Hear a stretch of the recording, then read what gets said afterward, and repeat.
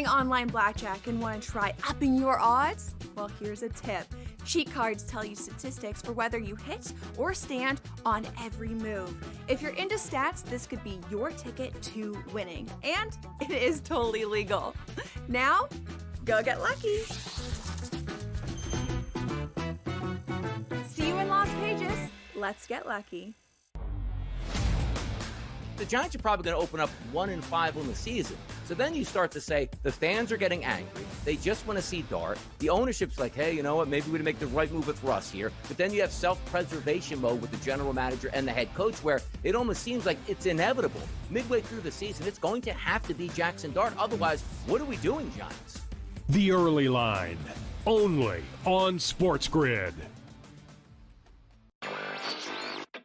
It should be illegal for Scottie Scheffler to play on the PGA Tour. This guy can't be stopped. Another victory at the BMW Championship. He has a chip on the 17th, which will go down in the history books. 82 feet, landed 60 feet short, and then rolled the rest of the way. Super exciting win again for Scheffler, who is not only the best golfer in the world, he's becoming one of the best golfers of all time. Newswire, only on SportsGrid. It doesn't matter that they're early in the game, late in the game, they're trailing, they're leading. It doesn't matter, garbage time. CeeDee Lamb is the guy, and we saw that even after Dak got hurt last year and Cooper Rush was under center. Targets were going to CeeDee Lamb. And when you can get 9, 10, 12, 15 targets on a game-by-game basis, he's going to rack up fantasy points every single week. Frankly, he underperformed last year. Game time decisions, only on SportsGrid.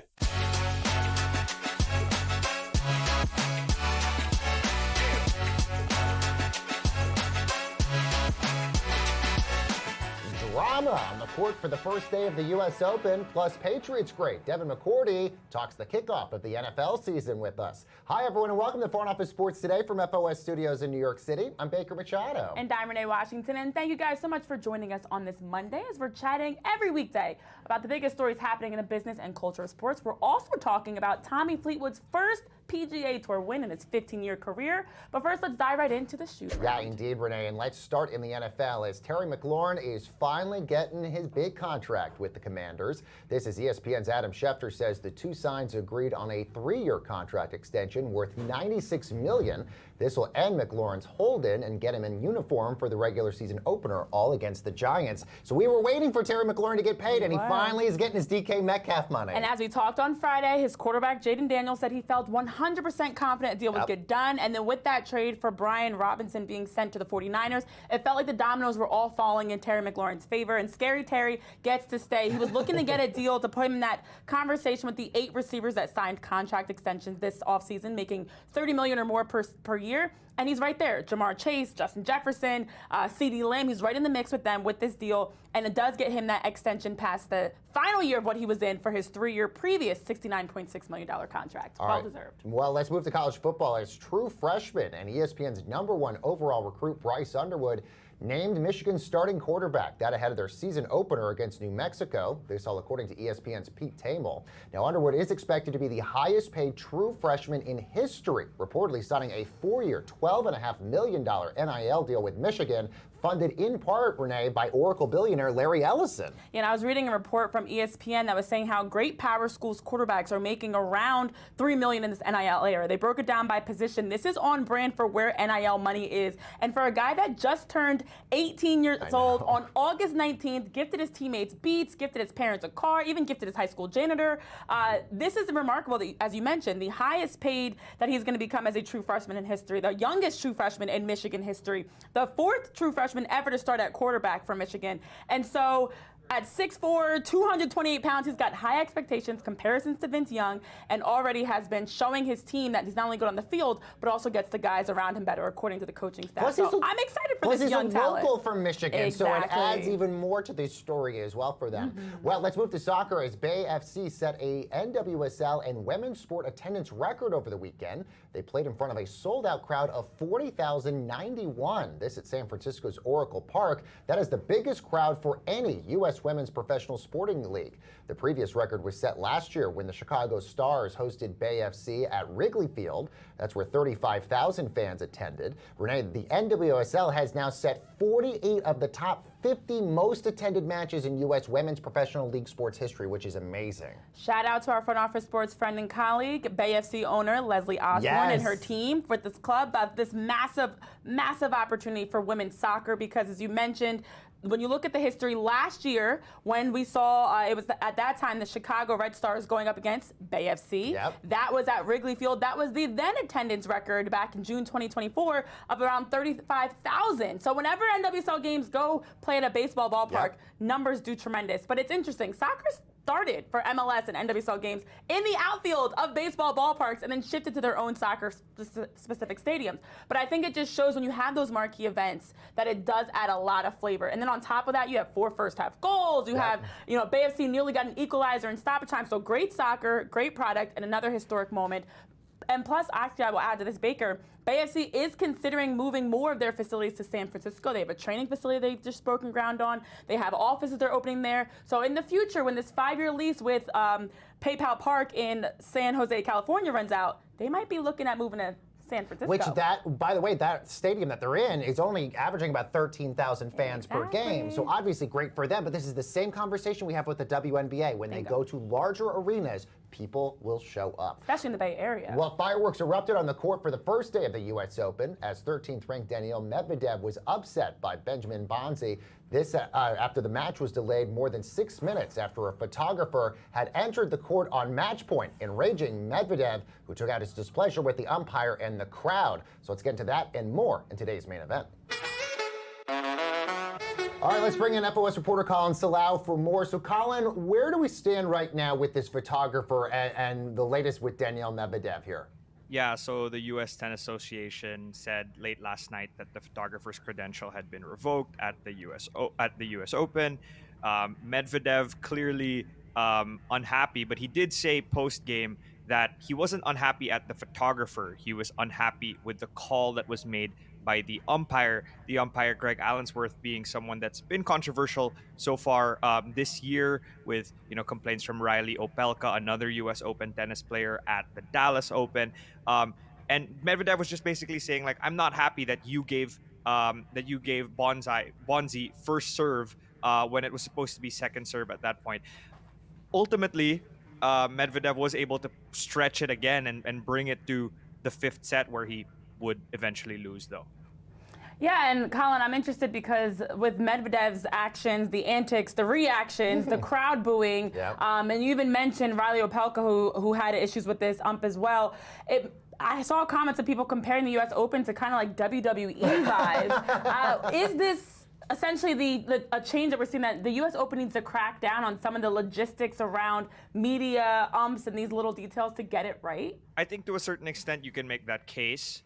It's starting to happen in general. A lot of players have been complaining lately, not just the U.S. Open, but a lot of tennis tournaments about the noise in the crowd. But the U.S. Open, Americans tend to be one of the loudest ones. You can ask Arina Sabalenka about that.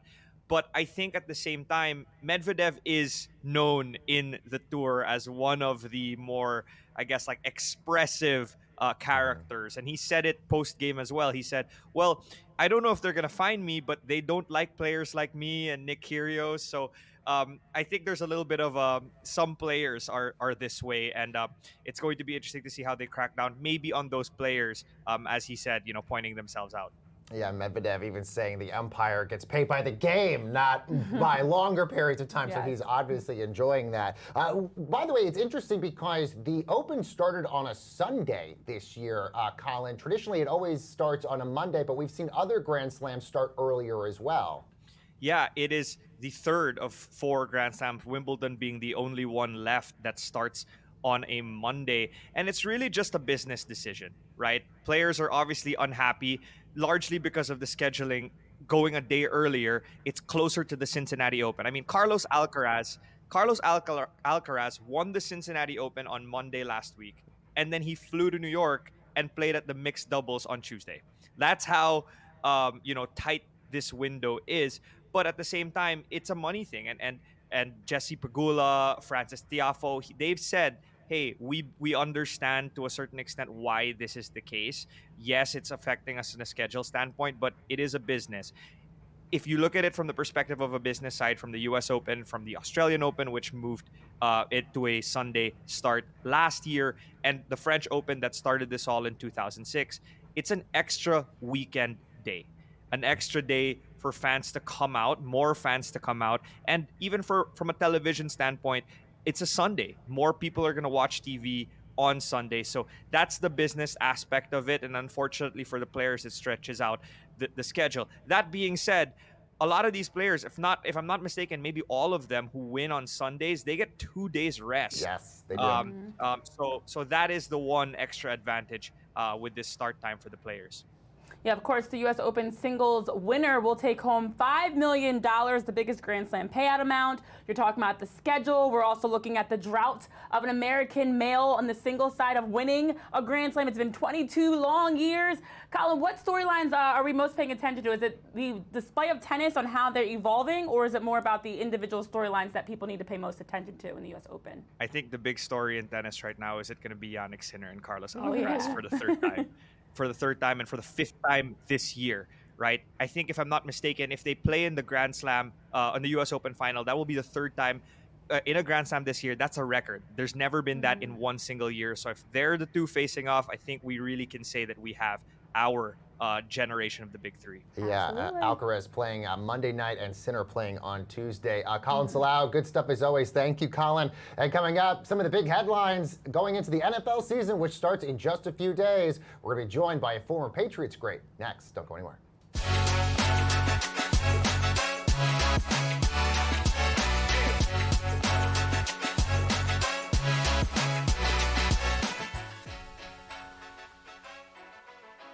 This is the moment every fan waits for. The countdown's over. The road to kickoff has begun. Play is here to stay. I'm not going to name names, Kevin. From win totals to player props, from division races to MVP debates, we've got eyes on every camp and data feeding 24/7, breaking down every angle across the league. Every pick, every edge, every line that matters. SportsGrid. Your road to kickoff starts now.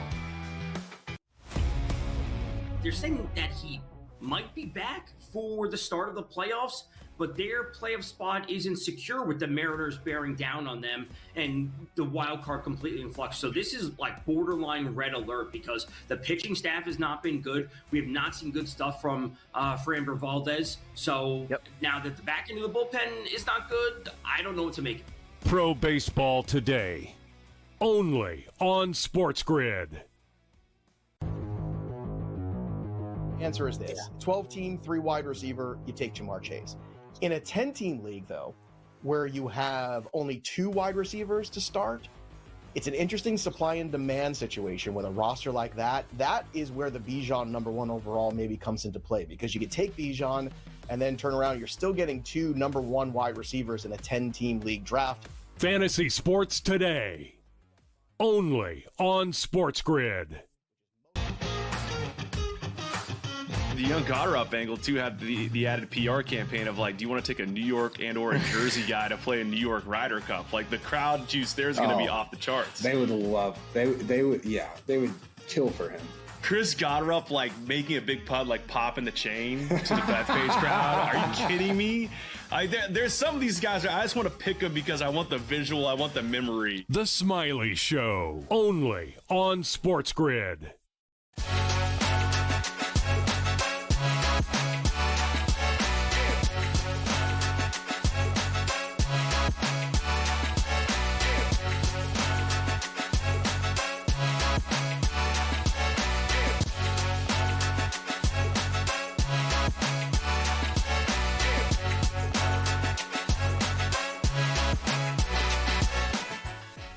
And welcome back, everyone, to Front Office Sports Today with Renee, Washington, Baker Machado. We're now just days away from the NFL kickoff in Philadelphia. This is teams prepared to make their final cuts and adjustments in their roster ahead of the big games. So for a preview of what to expect this NFL season, let's bring in former Patriots great Devin McCourty. Of course, you can also see him on NBC's Football Night in America. Devin, great to have you here. We'll talk about some football here in just a moment, but I want to start with the pro athlete community. PAC, the organization that you're a part of, has now opened membership to all pro athletes across all leagues. Tell us a little bit more about this. Yeah, like you said, pro athlete community, better known as PAC, unbelievable organization that started, and its main focus is when men and women walk away from whatever professional sport they're playing to walk into something new, whether that's an everyday job, whether that's entrepreneurship, whether that's investments, whether that's just having a healthy lifestyle with your family or figuring out what you want to do next personally. That's what it's all about. So we have different combines where guys come to or women come to. We have virtual events and virtual classrooms that you can go on a 10-week course and learn about, whether it's public speaking, whether it's real estate, all of these different tools, just so people, when they walk off the court, the diamond, the field, whatever it is, you don't feel like, man, my life's over, but you feel like, all right, I'm a new professional just stepping into a new arena. And it's been amazing to be the board co-chair along with my brother for a few years now, and we love every minute of it. Devin, let's talk some football now. Obviously, teams tweaking their rosters ahead of the kickoff for next week between your Eagles next week, which is going to be really exciting. I was going to the say I was an Eagles fan. The big question, will we see Micah Parsons actually get his contract with the Dallas Cowboys? What do you think? Is he going to be playing next week under a new deal? You would think so. I think you saw Terry McLaurin's deal just got done in Washington. But I think this is the biggest question mark between him and Trey Hendrickson and all of football, that because of Jerry Jones, his strong personality and how he feels, you don't know. If it does get done, I think it'll be like Dak Prescott. It'll be either hours before, the day of. It'll be something kind of, I don't want to call it historic, but something that makes everybody talk about it and not talk about the game and the X's and O's. It'll definitely be front and center, but this remains to be seen. Usually I say these deals will definitely get done so the player can be out there for game one. But with Micah Parsons and the Cowboys, I'm not sure. I think this is 50-50 at best. Ooh, interesting. Yeah. Something else that's 50-50 is Travis Hunter as a two-way player, splitting time between roles as receiver and quarterback. As someone that's played corner, that's played in such a high level in the NFL of success, I should say, when you look at Travis Hunter, does he have the skill set? Is he ready to fully step into a role to successfully be a two-way player in the NFL? He was fortunate to learn from one of the best in Deion Sanders in that, but do you think it'll translate now over to the pros? Yeah, I think he has tremendous skill set to be really good at wide receiver or cornerback. I don't think he's going to play both sides the way that we envision, the way he did at Colorado. I just don't see that. I think he will have a package on whatever side of the ball, but I think he'll have a main focus. I think Jacksonville's done a good job of, we don't know which one that'll be. We don't know if it'll be mainly corner or mainly receiver. But I do think they're going to have him focus on one. And I think they did the preseason the right way. Let him get out there, do both, keep the other teams guessing. But I think it's a little too hard. You can't be in two different meeting rooms at one time. Deion Sanders, he was a corner, but he also can go on as a receiver, be dynamic, make plays. I think they'll do different things to get Travis Hunter with the ball in his hands, but I think he'll be either a primary receiver or corner. Let's move to Travis Hunter's former teammate, Shedeur Sanders. Really struggled in his last preseason game with the Browns over the weekend. Joe Flacco obviously named the starter for this team, but who do you think ends up being the starter by the end of the season for Cleveland? And are you surprised that they're going into the regular season with 4 quarterbacks on their roster? No, I think who ends up being quarterback is yet to be determined. I don't think it will be Joe Flacco all throughout the year. I think Kenny Pickett was the favorite coming in. I think they wanted Kenny Pickett to be the starter. He got hurt. I think they really like Dylan Gabriel. They drafted him for a reason. They've seen some good things. I sometimes feel bad for Shedeur because Shedeur's a 5th-round draft pick, which I heard a lot of people talking about the last preseason game. It wasn't fair. He was in the game with a lot of guys that got cut. Like, that's what life is like in a 5th-round draft pick. You get in the game, You try to make the best of your opportunities. It's going to be some good, which Shedeur had, and some bad. That's the life of a rookie. I think he's played well, and I think he's going to earn opportunities throughout the year. But I think it'll turn into either Dylan Gabriel or Kenny Pickett, who eventually becomes the starter in Cleveland. And I think a healthy Kenny Pickett will get the first opportunity. All right, well, I want to shift over to your former coach, Bill Belichick, because as you mentioned, 13 seasons with the Patriots. I feel like you know Bill very well, to say the least. And to see ahead of his debut with UNC, he had comments about his excitement down with the UNC of it's a lot of football, there's not much in your way, and he even mentioned there's no owner's son, there's no cap, everything that goes into marketing and everything else, which I'm all for that. Did you perceive during your time in New England any sort of riff or even signs that maybe Robert Kraft or the Krafts in general were too hands-on with Bill Belichick and the Patriots front office? No, I mean, I think they did a hell of a job of making sure we stayed focused on the day-to-day, and that was to go out there and win football games. I'm sure, like any relationship, when you work together for 20-odd years and you're making tough decisions, there was, I'm sure, a lot of back and forth and some disagreements, but I will say they did a good job of not letting it kind of flow down into the locker room or to the captains of us having to be in the middle of it. So we didn't know. I mean, obviously, we had, ideas about different things that, they might have disagreed on. But I would say now that the relationship has ended, it's been comical to see the kind of back and forth media shots and petty shots they kind of take at each other. But it's for me now in the media, it's great entertainment. I love talking about it. But as a former player, it's pretty funny to watch. Yeah, former Patriots great Devin McCourty. Of course, you can watch him on NBC Sunday Night Football as well. Devin, thank you so very much for joining us here on Front Office Sports today. No problem. Thanks, you guys, for having me on. All right, and coming up next on the show, everyone, Tommy Fleetwood gets his first PGA Tour win in 15 years. We're dissecting that when we return.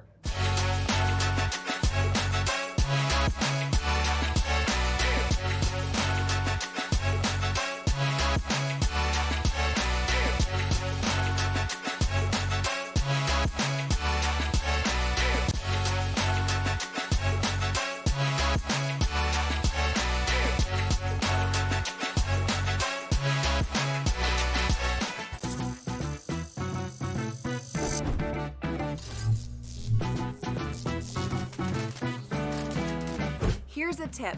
Some machines and online games have higher average payouts than others. Want to try to maximize your odds? Well, do some research online to find games which have the highest RTP or return to player percentage. So now, go get lucky. See you in Las Vegas. Let's get lucky. Here's the irony with this group. They're going all in a row, 27, 28, 29, and 30 at wide receiver. All of these guys have a huge fantasy upside. They're all being drafted as wide receiver 3s, and I think all of them are going to outperform that ADP. Calvin Ridley could end up as a low-end 1, high-end 2. George Pickens, I think, is going to end up being a solid back-end wide receiver 2 at the end of the day. Fantasy Sports Today, only on SportsGrid. In extras, knocked out the Reds 6-5. This team doesn't lose. And the only thing I want to say, Tom, is I just hope they can continue this. Now, what does that mean? 40 games in a row? Of course we know it's not going to be the case. They are peaking right now. We've seen so many times. Baseball's a long season. Boy, if the Brewers are playing this baseball on September the 28th, watch out. But they are sensational right now. Pro Baseball Today, only on SportsGrid.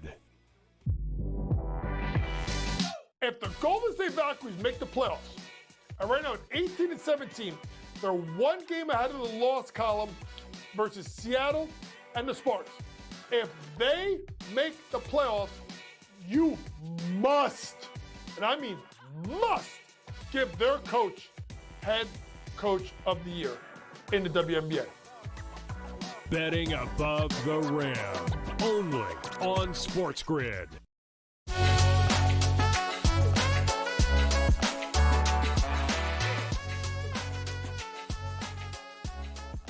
Welcome back, everyone, to Front Office Sports Today with Renee Washington, Baker Bachadwell. Entering in the weekend, Renee, golfer Tommy Fleetwood had never won a single tournament in his 15-year pro career. He went 0 for 163 in PGA Tour starts, but finally, after all that heartbreak, the 34-year-old won the Tour Championship in Atlanta on Sunday and that $10 million prize. So let's bring in FOS reporter David Rumsey for more. So just how big of a win was this for Fleetwood, David? Baker, it was huge. I mean, this has been a storyline all season. Twice, Tommy Fleetwood had 54-hole leads after the third round, and he was not able to convert. And then he finally was able to do it on the biggest of stages. And now he has won previously on the European Tour, the DP World Tour, multiple times years ago, but he had been searching forever for that first PGA Tour victory with, stronger competition, and he really got it done in a big way. Tour Championship, he becomes the FedEx Cup champion, winning that tournament outright, and as you said, $10 million prize. Yeah, and guys, in those 15 years, in the 163 starts, 44 top 10, 30 top 5 PGA Tour finishes before he finally got one. And I'm wondering, David, given the changes that we've seen in the PGA Tour, specifically rule changes like the stroke advantage, but also changes in the purse with the official money, how much does that benefit Fleetwood with this win?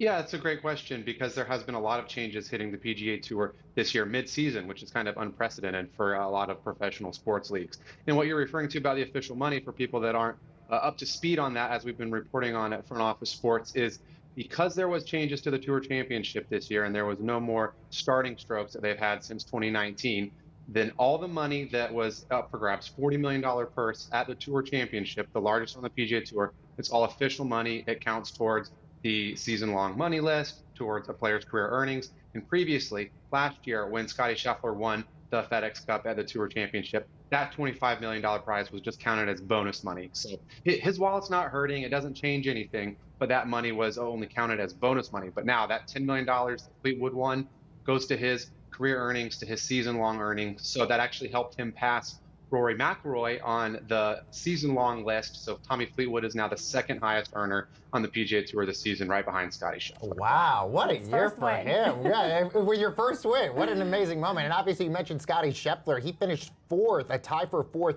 But what makes this more interesting, David, this is his 14th straight top 8 finish. That is the longest streak since Ben Hogan had 14 in a row back in the 1950s. Yeah, it's just been incredible. It's the fourth straight year where Scottie Scheffler has finished the season earning the most money on the PGA Tour. He's been ranked number 1 forever at this point now in the world. And actually, he didn't win, but his T4 finish did give him another $2+ million check, and that took him past Phil Mickelson's PGA Tour career earnings. So Scottie Scheffler is now just over $98 million, and in third place on the PGA Tour all-time money list behind Tiger Woods and McIlroy. And the pace that he's on, he might catch McIlroy next year and maybe even Tiger, who knows. Yeah, moving up in career earnings and also 21 consecutive rounds in the 60s. Scottie Scheffler definitely in a league of his own. But when you've had a chance to look at this now, looking back, is the hype as big as we're seeing with Scottie Scheffler? I mean, he's on a stretch right now. We've talked about it beyond just golf. That's impressive for sports. I think it is, and I think the next big thing to watch on the business front is, are people tuning into these final rounds, even when he doesn't win, but when he is in contention? Because we saw that a lot with Tiger Woods back in the day. People would watch even if he was in the top 10 just to see if he had a chance. And as you're mentioning, he really does have a chance to win every time he's on that leaderboard. All right, David Rumsey for us. Thank you, David. And let's see what's bubbling over at the FOS water cooler. Well, Renee, the NFL has a new first-of-its-kind multi-year partnership with Abercrombie & Fitch. This is the league's official fashion partner. This will see players like Christian McCaffrey, CeeDee Lamb, and more all be featured in Abercrombie's Style Concierge campaign. They'll wear limited edition apparel and designs for the upcoming season. Now, both men's and women's apparel representing all 32 NFL teams, including hoodies, sweatshirts, t-shirts, and more, all available at select Abercrombie stores and, of course, on Abercrombie's website. This was not a partnership I thought I would ever see on my bingo card before together, but this is the first time the NFL has ever done something like this. But not the first league. I mean, we saw the NBA, the WNBA, USA Basketball partner with Skims, for example. We're seeing a lot more crossover between fashion and leagues, especially in this era of tunnel walks and fit checks and just the entire apparel that's overlapping in the sport. So for our teenage selves that loved an Abercrombie and Fitch, they've actually been doing a great job in sales. I was reading some of the numbers. They've been up like 16% growth last year, consistently, I should say, being able to appeal beyond the teenage demographic to a more sophisticated crowd. I think this is a big part of that. And for the NFL, they've said this is part of what they want to tap into in their dynamic style, in the culture, in growing their leaders in the fashion community. And what a better way to do it. I mean, you're so right. What a rebound for Abercrombie and Fitch, which had gone through a lot of tumultuous years as a brand, to now being the official partner of the NFL. Can't wait to see Taylor Swift wearing some of these things. Guys, thanks so much for watching. We have a very busy week ahead for you on Front Office Sports Today. We'll see you next time. Hi, guys.